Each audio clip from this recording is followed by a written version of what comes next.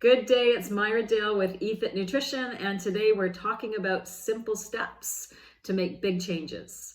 So why are we talking about nutrition when it comes to the spine?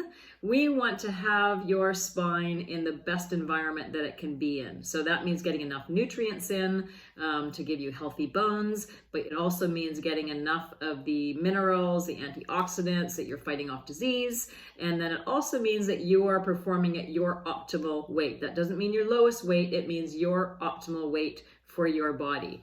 So I like to do a couple quick things in the household when I'm working with clients that I get to see their house, and that's to take a look at plate sizes. So over time, our plate sizes have grown. I'm going to use one example, and that is looking at the serving size of one of my favorite things, which is nuts. So I just picked up a classic container of mixed nuts, and every container will have a food label on it. I encourage everybody to learn how to read food labels. I'm more than happy to share that with anybody anytime. But if I look at the most important thing on the food serving label is how many servings are in this container. So this has 10 servings in this container. When I used to open up this container, it was about 1 to 2 servings for me. So that was a problem.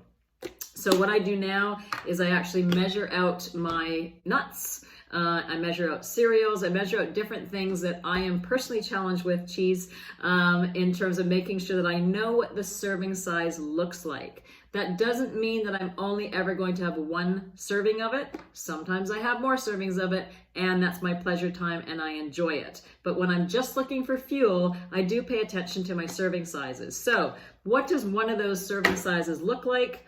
It's 1/4 cup. That's really, really tiny. So when somebody says it fits into your hand, it fits into your hand. Here's the important part. If I'm looking at what to eat it out of, don't eat it out of the container.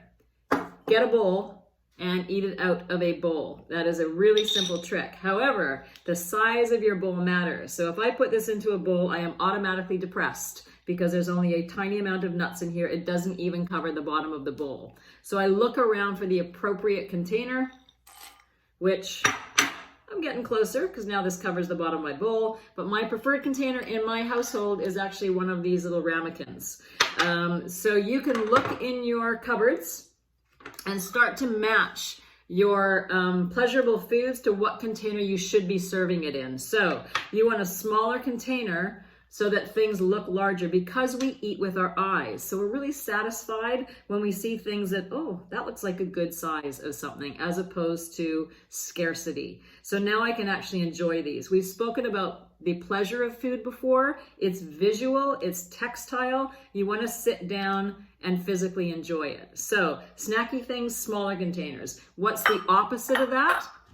When I want really robust vegetables and nutrients into my system, then maybe I want a larger plate for those or a separate plate for those. So I love to encourage people to get at least 2 cups of vegetables in at lunchtime and in at dinner time. We've got amazing vegetables now in Bermuda, so you can load up that plate with arugula, with celery, tomatoes, onions, and just throw all those really colorful vegetables in there, peppers. So I like to have a big plate for my salad and a smaller plate for other items. So check out your cupboards. Look at your smaller bowls or smaller plates for the fun things, for the pleasurable things, and your larger plates for the areas that you want to get more fiber, roughage, basic nutritional core values in there. The other thing is actually your fork. So item number 3 is the utensils that you are using. So believe it or not, our forks have gotten larger over time. So if you want to be challenged, try and eat a little tiny plastic fork. It's going to drive you crazy. However, let's do a simple tip at home. For 3 days, I challenge you to just eat with your dessert fork rather than your regular fork. So dessert fork, smaller fork, or salad fork rather than your regular fork. The reason behind that is if I put less on my fork, I've got to take more actions of putting it up and down. I've also got to chew more. The active chewing helps to release the hormones that tell your brain that it's no longer hungry. Fourth tip that we're going to work with is that if you're in a family environment or in a social environment, my challenge to you is to be the last person to finish your meal. So you chew a little bit longer, take a little bit longer between bites, enjoy it, savor it.